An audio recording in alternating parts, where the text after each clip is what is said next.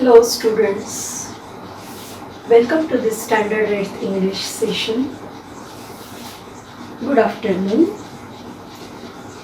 In our last period, we have studied activities of Unit 2.2, that is the word, what is the lesson? The house builder. Yes, house builder. We have solved the activities in English workshop, right? Have you done the activities in your notebook? You must do.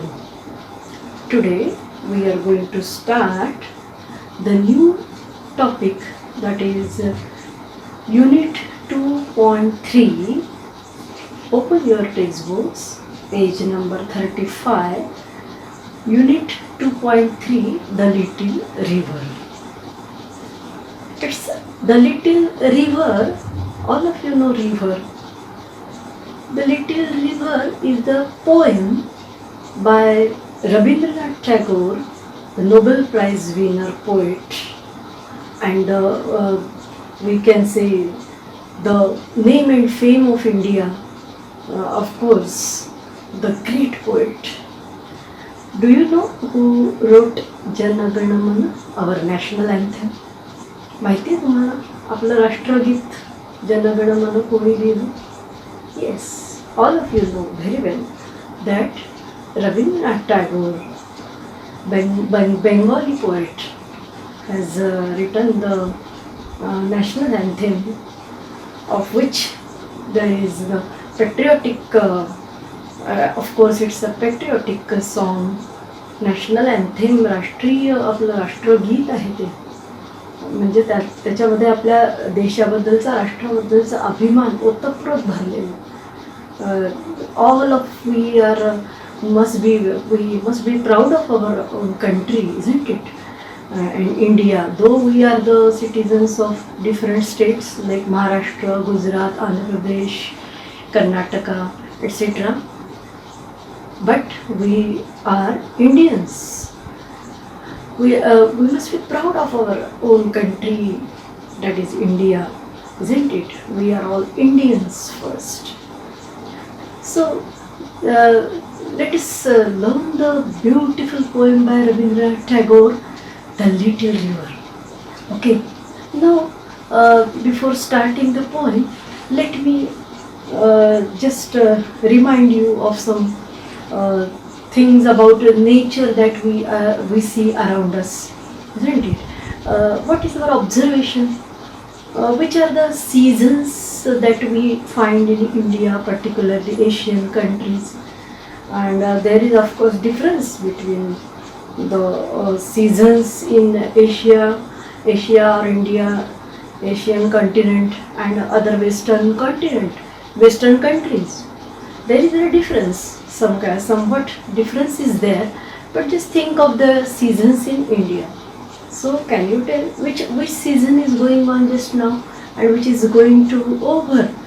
कोणता ऋतू आता म्हणजे चालू आहे किंवा संपत आला आहे, संपला आहे जवळपास, आणि दुसरा ऋतू चालू होतोय? विचार करता येईल तुम्हाला कोणता ऋतू संपलाय नुकताच?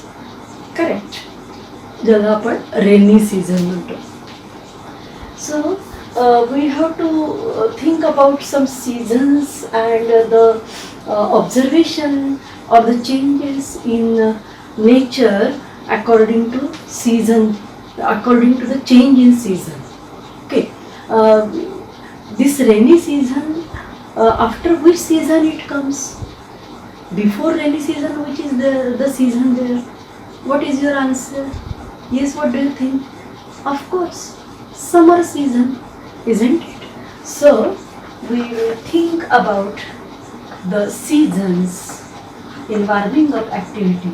Seasons, which particularly main seasons we will think of in India: summer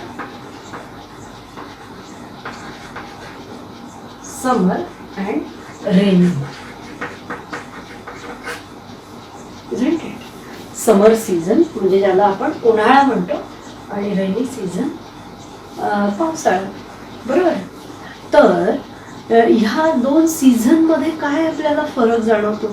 but one more season is there. आपल्याला आपण जर ऑब्झर्वेशन केलं तर वर्षभरात ना 3 सीझन्स असे ठळक आपल्याला लक्षात येतात. कोणते सीझन्स लक्षात येतात? Summer season, then the rainy season. Now rainy season is going to over just now, and after this which season is going to start, or already it has started. which season now? Winter season, ज्याला आपण हिवाळा म्हणतो. हे प्रामुख्याने आपल्या इंडियामध्ये आढळतात. मुख्य ऋतू 3, बरोबर आहे. उन्हाळा, पावसाळा आणि हिवाळा. ओके. समर, रेनी सीझन आहे, विंटर सीझन. पण तुम्ही जर मराठीच्या ऋतूंच्या यांनी जर तुम्ही विचार केला, म्हणजे ज्याला आपण असं म्हणतो की ऋतुचक्र 2-2 महिन्याचा कालावधी असं जर बघितला, तर जसं आपण चैत्रापासून सुरुवात करतो महिने मोजायला. चैत्र, वैशाख, ज्येष्ठ, आषाढ, श्रावण, भाद्रपद, आश्विन, कार्तिक, मार्गशीर्ष, पौष, माघ, फाल्गुन.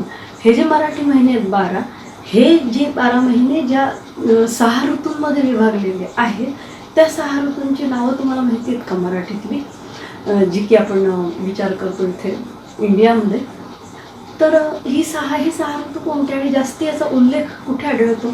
इन पोएट्री पर्टिक्युलरली, ज्याला आपण काव्य म्हणूया, कविता म्हणूया, याच्यामध्ये याचा उल्लेख आढळतो साहित्यामध्ये, वाङ्मयामध्ये, राईट, या ऋतूनुसार. आणि आपल्या ह्याच्यामध्ये सुद्धा म्हणजे ज्याला आपण धार्मिक किंवा पंचांग असं जे लिहिलेलं आहे ज्योतिषशास्त्र, त्याच्यामध्ये सुद्धा ह्या ऋतूंचा आपल्याला उल्लेख आढळतो, बरोबर. तर अर्थातच it is according to the changes in nature. तुमच्या असं लक्षात येईल की खरंच वर्षा ऋतू म्हणतो आपण. पावसाळा हा म्हणजे मुख्य ऋतू मोठा 3 महिन्याचा किंवा 3 ते 4 महिने असं आहे आपण असं धरलं तर. परंतु जर त्याच्यातल्या जास्त पाऊस असणारे 2 महिने जर त्याचा विचार केला तर ते कोणते आहेत? August and September, isn't it? July, August, September, all these 3 months, 4 months, there is rainy season. It starts from June, July, August, September, but particularly August, September, the rainy season or वर्षा, आपण वर्षा ऋतू म्हणतो पहा त्याला. मराठीच्या याने विचार करायला गेलो तर मग ते इंग्लिश महिन्यांमध्ये मग जून, जुलैत जास्ती पाऊस आहे असं आपण धरू शकतो. आषाढ महिना सुरू होतो तेव्हा आषाढ, मग श्रावण, भाद्रपद, सगळ्या ह्याच्यामध्ये पाऊस असतोच म्हणजे. परंतु वर्षा ऋतू ज्याला आपण म्हणूया 2 महिने, तर मग तो मात्र जास्त मग आपल्याला जून, जुलै, ऑगस्टचा विचार करावा लागेल. जूनचा अर्धा आणि मग जेव्हा मान्सून स्टार्ट होतं तेव्हा, आणि मग ऑगस्टच्या मध्यापर्यंत असे 2 महिने वर्षा ऋतू, बरोबर आहे. मग मराठी हे जे महिने आपण असे ऋतुमानानुसार बघतो, ऋतुचक्रानुसार बघतो किंवा निसर्गामध्ये होणाऱ्या बदलानुसार बघतो, तर खरंच ह्या ऋतूंचा एक आनंद आपल्याला मिळतो पहा अवतीभोवती जर आपण निरीक्षण केलं तर. आणि तुमच्या असं लक्षात येईल, the what are festivals we celebrate know in Maharashtra और इन अदर स्टेट और in throughout the country India, all the festivals, it is the country of festivals we can say. So many types of festivals we observe. There are so many festivals around us, isn't it? So these festivals are also according to the changes in nature. They suit to the changes in nature. बघा तुम्ही. तर असो हे जे आपल्याला ऋतुचक्र आढळतं अवतीभोवती, वर्षा ऋतू, ग्रीष्म ऋतू म्हणजे उन्हाळा, ग्रीष्म, वर्षा, नंतर आपण असं म्हणूया हेमंत, शिशिर, शरद, हेमंत, शिशिर, आणि पुन्हा वसंत. म्हणजे वसंतपासून जर सुरुवात केली फेब्रुवारी महिन्याच्या मध्यापासून, तर मग वसंत, ग्रीष्म, वर्षा, शरद, हेमंत आणि शिशिर ऋतू मराठीतून 6 ऋतू. मग असं आपल्याला चेंजेस आढळतात अवतीभोवती. मग आपण आता फक्त जे मोठे 3 ऋतू प्रामुख्याने आढळतात त्याचा विचार करूया पोएममध्ये. साधारणपणे असं वर्णन आलेलं दिसेल तुम्हाला. Let us read the poem. Yes, the little river, a beautiful nature description, nature landscape by Rabindranath Tagore. See, I read the poem, just see. Our little river it meanders along. In summer the water is only knee deep, and cows and carts can cross it with ease, for the banks, though high, are not too steep. No sign of slime, the sands shine bright. On one shore, cash fields blossom white, chirping mynas through that sight. The jackal's howl is heard there at night. Across lie groves of mango and palm, the village priests dwell in their cool shade. Girls and boys bath close to the bank, splashing with their gamchas as they wade. Simple वर्णन of a river and a riverside bank म्हणजे काय किनारा riverside. How this riverside atmosphere is there in summer season. What is described here? How is the atmosphere around any river in summer season? And then there is some turning when rainy season starts after summer. आपल्याला सगळ्यांना माहिती आहे समर सीझनमध्ये उन्हाळा असतो, ऊन असतं सगळीकडे, अतिशय उकाडा असतो आणि अर्थातच नदीचं पाणी कमी झालेलं असतं. काही नद्या तर पूर्ण आटून जातात. साहजिकच आहे, नदीचं पाणी कमी, त्याचं पात्र पण जास्त उथळ असतं कारण पूर काही आलेला नसतो आणि म्हणून मग ते क्रॉस पण करू शकतं. मग हे तेच वर्णन इथे आलेलं आहे. And some difficult words are there, the meanings are given in margin, and I am going to tell you in Marathi also. Very easy. But see, there are how many stanzas are there? 1, 2, 3, 4 and 5. These 4 stanzas, each stanza is having 4 lines. 4 ओळींचा एक stanza आहे बघा. आणि ह्या पहिल्या जर आपल्याला असं आढळतं की पहिले जे 3 स्टांजाज आहेत म्हणजे कडवे पोएमचे, त्या कडव्यांमध्ये साधारणपणे समर सीझनमध्ये एखाद्या नदी काठचा परिसर कसा दिसतो त्याचं वर्णन आलेलं आहे. Very nice. म्हणजे जरी समर सीझन असला तरी बाकीच्यांना जो काही आनंद आहे इकडून तिकडे जाण्याचा तो तर घेता येतो ना, म्हणजे भीती नसते पुराची वाहून जाऊ वगैरे. त्याच्यामुळे तो पण एक आनंद महत्त्वाचाच असतो. आणि बघा असं आहे की when can we enjoy any season? We have to think about the background season, previous season. आधीचा कोणता ऋतू आहे त्याच्यावरती त्या दुसऱ्या नंतर आलेल्या ऋतूचं आगमन स्वागतार्ह आहे किंवा नाही, किंवा त्याचा एन्जॉय आपल्याला करता येतं की नाही हे अवलंबून असतं बघा. Isn't it? आता बघा, this is a corona lockdown is going on. You are getting bored, I know. All you students, we also miss you students. Really, we miss you. Because there is no interaction between teachers and students, isn't it? You are at home, we are at home. We are just trying to help you in your studies. So, please, have a hope. Let us say goodbye to Corona as soon as possible, but we will have to follow the rules. SMS I told you in my previous period. तर आपल्याला 3 गोष्टींचं अत्यंत म्हणजे काळजीपूर्वक काटेकोरपणे पालन करावं लागणार आहे. SMSचं म्हणजे S म्हणजे सोशल डिस्टन्सिंग ठेवायचं, जास्त जवळ कोणाचं जायचं नाही. MS मास्क अगदी घराच्या बाहेर पडल्यानंतर मास्क घालायचं, म्हणजे घालायचाच, लावायचाच mask. And again S for social distancing. First S is for social distancing. अंतर ठेवायचं 2 व्यक्तींमध्ये.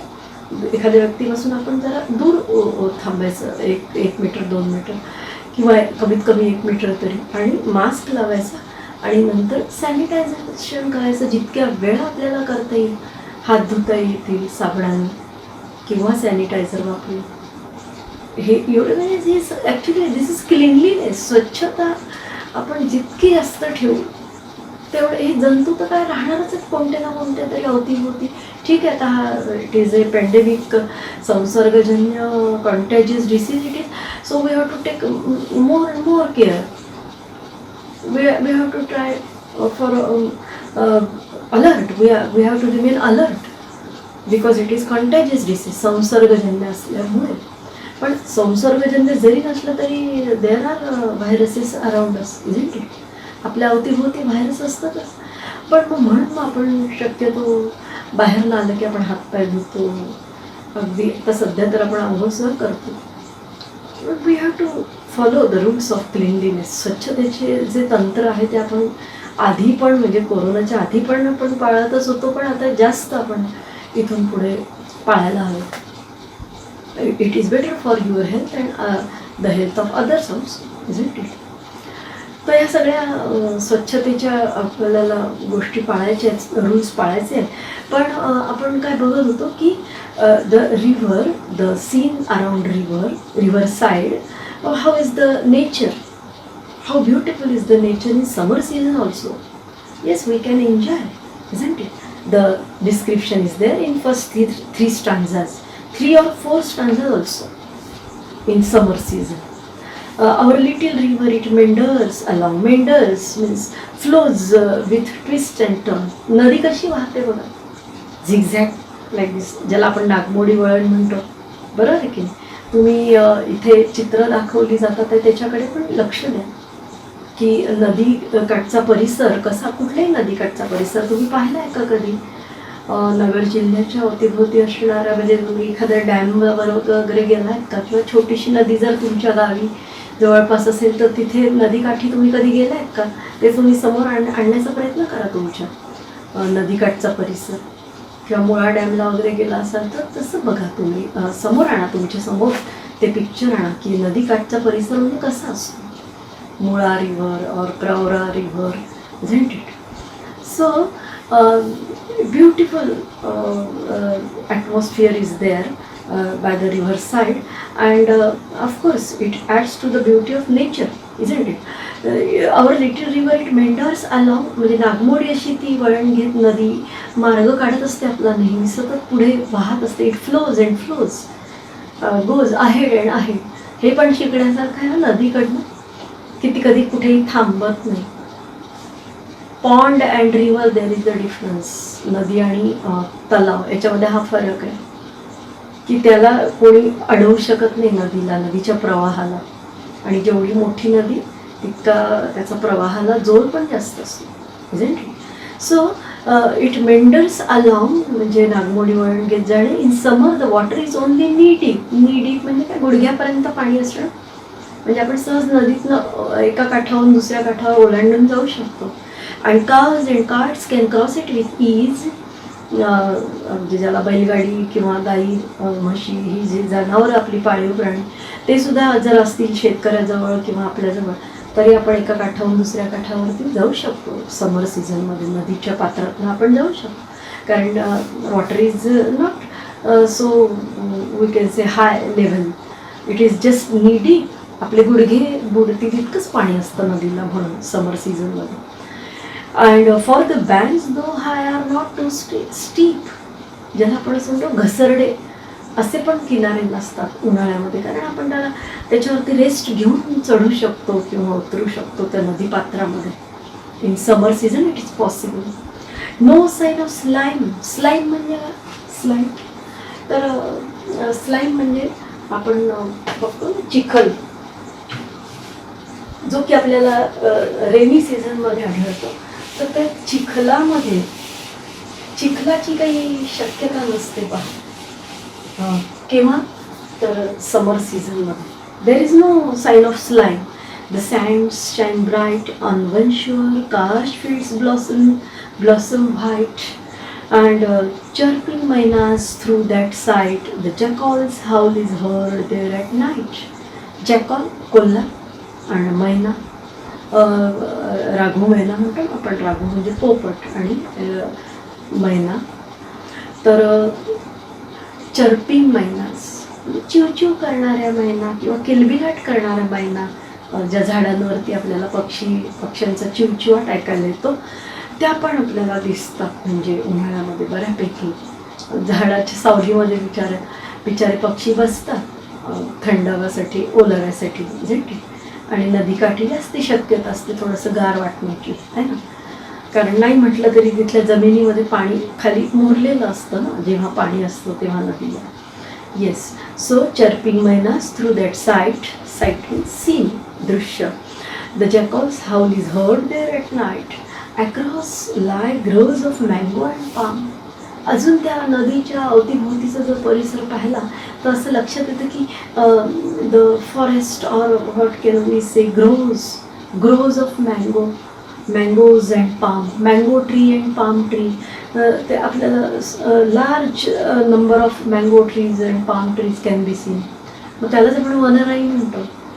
आंब्याची वनराई, पाम ट्रीज, निलगिरीची झाडं, आंब्याची झाडं, वृक्ष, नंतर वड, पिंपळ, ही पण झाडं, अशी दाट झाडी अवतीभोवती नदी किनारी आढळते. कारण आत्ताच सांगितलं मी तुम्हाला की नदीकाठचा प्रदेश अवतीभोवतीचा कसा असतो, फर्टाईल किंवा सुपीक असतो झालेला, पाण्याच्या काही ना काहीतरी त्या जमिनीमध्ये पाणी मुरल्यामुळे. So the across lie groves of mango and palm, वनराई आंब्याची आढळते. आणि त्याच्यामध्ये अर्थातच अशा वनामध्ये नदीकाठी कोण जास्ती करून वास्तव्य करून राहतं पहा. तिथे पर्णकोटी बांधून, झोपडी बांधून किंवा तिथे घरं बांधली जातात जवळपास नदी किनारी, एकदम किनारी म्हणजे थोडंसं दूर त्या नदीकाठी, पण म्हणजे परिसरात त्या नदीच्या जवळपास कोण राहतं तिथे जास्त करून असं आपल्याला आढळतं की प्रिस्ट म्हणजे कोणत्याही धर्माचे धर्मगुरू, त्या धर्माची तत्व किंवा मूल्य त्या धर्मातील इतर लोकांना सांगणारे की अशा अशा पद्धतीने आपण हे आपली धर्माची मूल्य फॉलो केली पाहिजे. तर हे जे प्रिस्ट्स असतात त्यांना असं एकांतवासात राहायला आवडतं, बरोबर आहे की नाही. आणि मग हा जो एकांतवास आहे, लोनलीनेस आहे किंवा पीसफुल ॲटमॉस्फिअर आहे, it is peaceful atmosphere is found by the river side. नदी किनारी हे वातावरण आपल्याला आढळतं की शांत रमणीय परिसर, natural beauty is there and peaceful atmosphere is there. It is important for the priest particularly who praise God or who are the deities of God or goddess. जे देवाचे म्हणजे काय म्हणूया शिष्य असतात किंवा देवाची जास्त उपासना करणारे असतात, डिसायपल्स. तर मग त्यांना अशा शांत जागी, नाही का आपण पूर्वीचं वाचलेलं आहे की तपश्चर्या करायला ऋषीमुनी वनातच राहायचे, जंगलामध्ये, वनामध्ये. तसंच म्हणजे नदी किनारी असलेलं, म्हणजे नदीचं पाणी पण प्यायला घेता येतं आणि तिथे एक निसर्गाच्या सानिध्यात म्हणूया, in the company of nature. So they want to live in the context of nature and God, isn't it, because it is beautiful atmosphere is there. आणि आपणच म्हणतो सत्यम शिवम सुंदरम, नाही का. जिथे सुंदर आहे तिथे ईश्वराचा वास आहे आणि तिथे सौंदर्य पण आहे आणि त्यात सत्यता पण आहे. मग साहजिकच आहे की अशा पवित्र वातावरणामध्ये, निसर्गरम्य वातावरणामध्ये कोणीही ऋषी मुनी किंवा ईश्वराची उपासना करणारे लोक जास्त राहणं पसंत करतील, साधू वगैरे, इजंट इट. तर मग आपण पुढे जाऊया. Girls and boys bath close to the bank splashing with their gamchas as they wade. म्हणजे पाणीमध्ये जास्त चिखल नसतं, थोडंसंच पाणी असतं पाहिलं आपण समर सीझनमध्ये. तर मग ही छोटी मोठी मुलं जी आहेत ती, त्यांना आवडतं नदीवर जायला. They like to go and swim in the river also or just play in river water. पाणी जास्ती नसल्यामुळे ज्यांना पोहता पण नसेल येत तरी पण मग ते खेळतील पाण्यामध्ये, खेळायला आवडू शकतं बऱ्याच छोट्या मुलांना, मोठ्या मुलांना. आणि उन्हाळ्याच्या दिवसात ते it is possible also, means the parents also will allow, म्हणजे आईवडील पण परवानगी देतील छोट्या मुलांना पाण्यामध्ये जायची उन्हाळ्याच्या दिवसामध्ये. आणि म्हणून त्यांना मजा वाटते थंड पाण्यामध्ये राहायचं जास्तीत जास्त वेळ. कारण because summer season is there, उन्हाळा आहे ना, त्याच्यामुळे पाण्यामध्ये गारगार राहायला, पोहायला जर असेल तर, किंवा मग तिथे खेळायला पाण्यामध्ये आवडतं सर्व लहान मुलांना. मग बघा, the poet has observe so minutely, isn't it.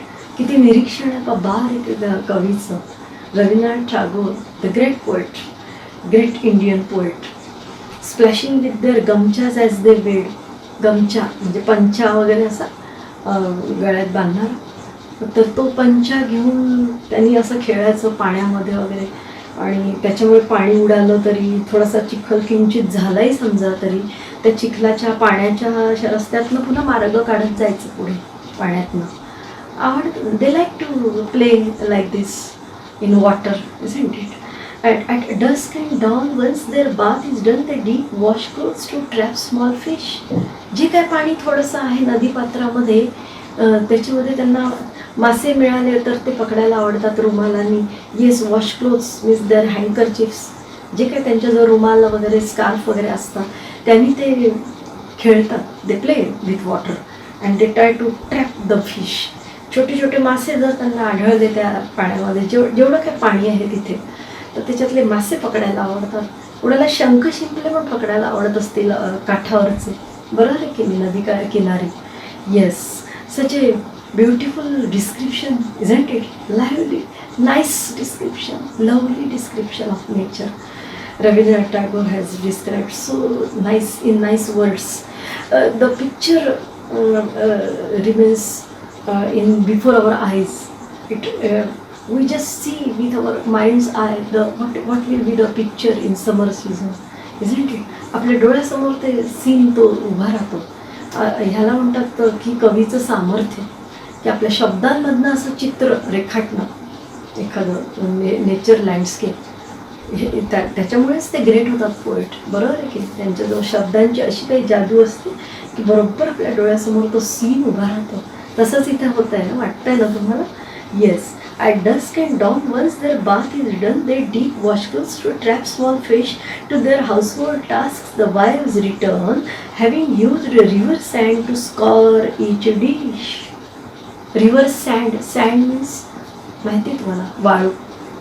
नदी किनारी असलेली वाळू जी आहे त्याचे पण ते घासणं, आपल्याजवळ जे काही आणलेलं असते वस्तू त्याच्यावरती ती वाळू घासायची, त्याचा खेळ करायचा काय काय. जसं तुम्हाला माहिती आहे समुद्रकिनारी वगैरे पण करतात मुलं किंवा मोठी माणसंसुद्धा, असा घर करायचं वाळूचं, कारण वाळूचं घर काय नंतर पटकन मोडलं जाऊ शकतं. तर तसं नदी किनारीसुद्धा करायला आवडतं लहान मुलांना. Yes, having use river sand to scour each dish.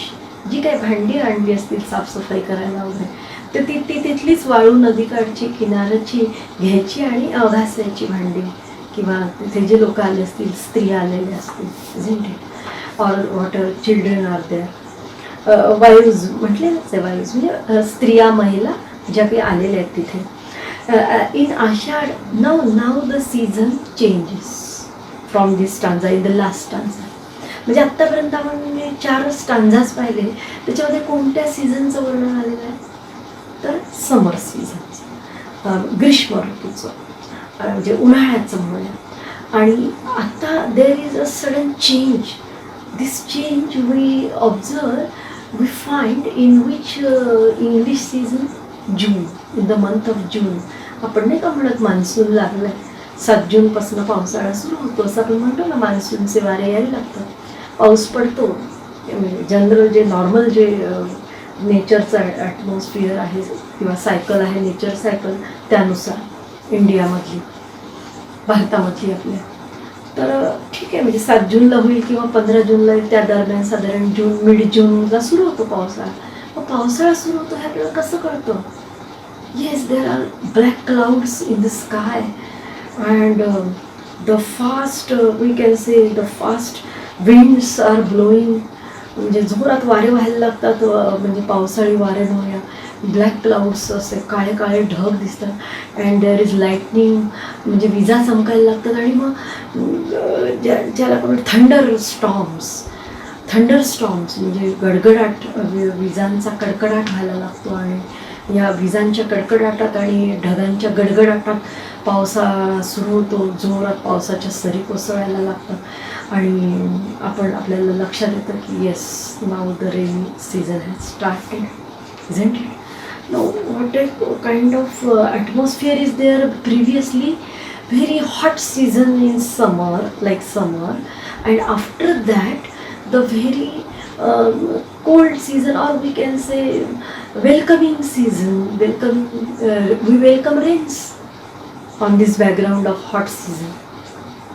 We welcome Varsha season, rainy season, isn't it? We welcome rains.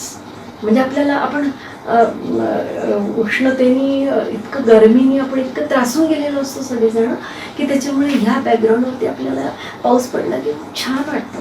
Isn't it? Very pleasant atmosphere is created when the rain starts after the summer season. Very beautiful change is found in nature, and we welcome rains, isn't it? So it is given in the last stanza.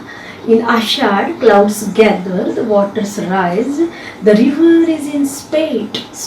The meaning is given here, spate. A sudden flood in a river. Flood म्हणजे पूर. नदीला एकदम अचानक पूर येतो. समजा जोरजोरात जर पाऊस कोसळला 2-4-5 दिवस 8 दिवस 2-4 जोरात पाऊस जर आले ना 2-4 सरी तर मग आपल्याला लक्षात येतं की आलाय नदीला पूर. जर लिटिल रिव्हर असेल तर अर्थातच पोएमचं नाव काय आहे, द लिटिल रिव्हर. छोटीशी नदी तर ती ओव्हरफ्लो होणारच आहे. Yes, due to heavy rains.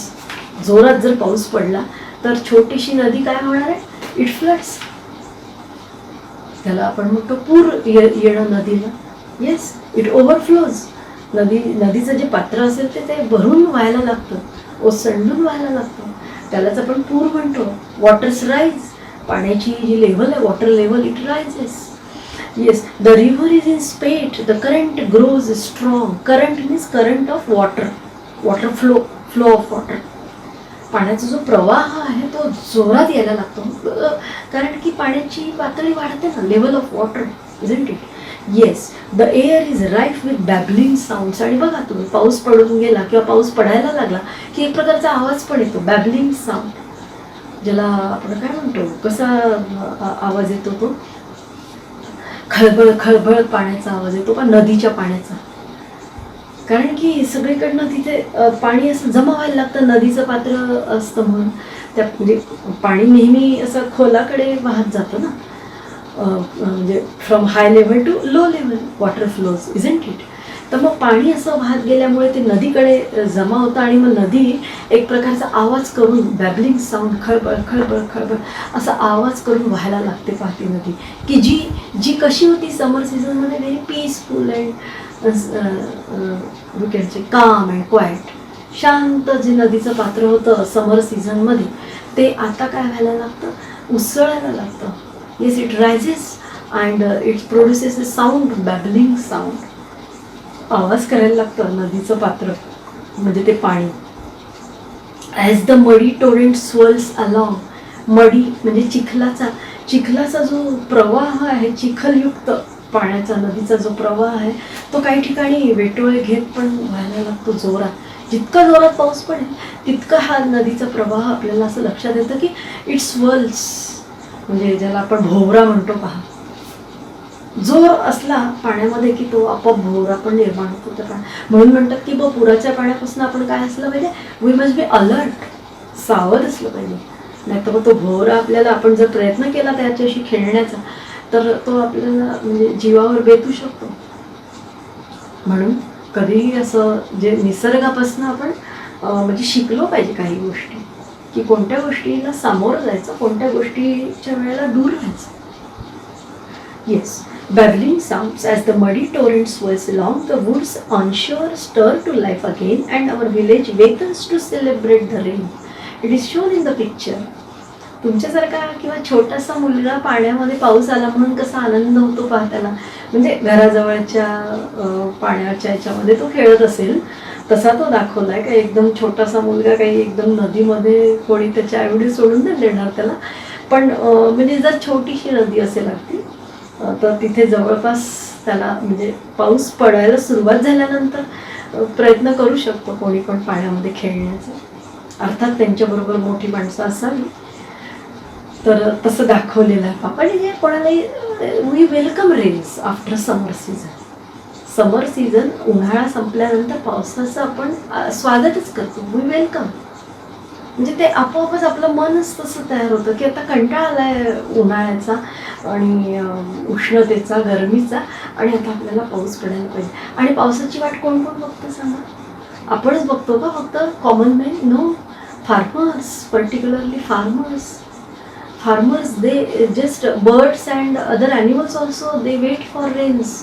But farmers, because they have to sow seeds in their farms and fields, they have to reap, harvest after the rainy season will be over. But they have to sow the seeds. पेरणी करायची असते त्यांना, नांगरणी पेरणी करायची असते त्यांना, आणि मग पेरणीसाठी पावसाची वाट पाहणं चाललेली असते. So it is welcoming. Rains are welcoming after summer season. Beautiful landscape, beautiful riverside scene is described here by Rabindranath Tagore. Have you understood the poem? Very easy poem. Shall we read again, once again? Yes. Our little river, it meanders along. In summer, the water is only knee deep, and cows and carts can cross it with ease. For the banks, though high, are not too steep. Okay, our time is going to over. We will read the poem again in the next period, and we will solve the activities in English workshop. But here, what I have found out, the meanings are quite easy. The new words meaning: meanders. Our little river, it meanders along, flows with twist and turns. म्हणजे ज्याला वळणं घेत पळणे म्हणतो, पुढे पुढे जाणं, वाहणं म्हणतो, त्याला मेंडर्स. नंतर स्लाईम म्हणजे चिखल, काश म्हणजे एक प्रकारचं उंच उंच गवत, having white flowers. Yes, tall grass, isn't it. Then jackals howl, chirping mynas. ह्याच्यावर मला कसं वाटतं की खरंच मैना चर्पिंग करून राहिलेला आहे, किंवा जॅकॉल्स हाऊल एक प्रकारचा कोल्हा आवाज करून राहिला आहे, कोल्हे कोई म्हणतात त्याला. तर हे जे असं आवाज त्या शब्दातनं व्यक्त होतो, याच्याबद्दलचे पोएटिक डिव्हाइसचा आपण विचार करणार आहोत पुढच्या तासामध्ये. Have you understood? So we will stop here. You read the poem at home, and in the next period we will think of the English workshop activities. Okay, so shall we stop here now? Read the poem. Beautiful poem it is by Rabindranath Tagore. So let us stop here. The Little River. Okay.